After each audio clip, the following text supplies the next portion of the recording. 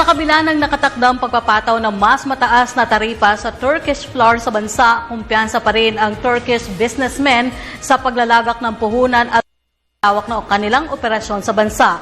Narito ang report ng aking kasamang si George Bandola.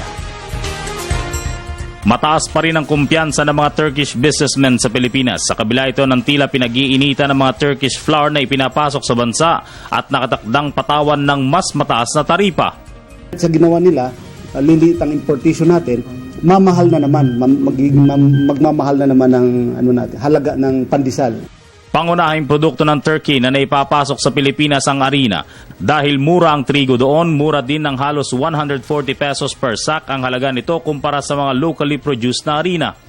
Sa atin naman, to balance the trade, nagpapasok na naman tayo doon sa Turkey ngayon ng mga desiccated coconut, rubber, inumpisanan natin yan, at saka nag-umpisa na rin kami mag-export sa Turkey ng anong tawag dito, rubber, desiccated coconut at saka abaka.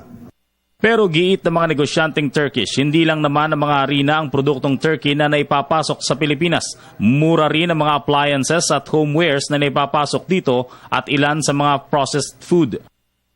We intend to do business with the Philippines. Ne zaman bir sürece ticaret yapmak istiyorsun Filipinlerle? Ölene kadar. Until to his death he said, I want to make business with the Philippines. Ticaretin şey yoktur, yılı yoktur yani. He said about trading, there's no time for this. Biz there's no limit for this. Para sa Telebisyon ng Bayan, George Bandola.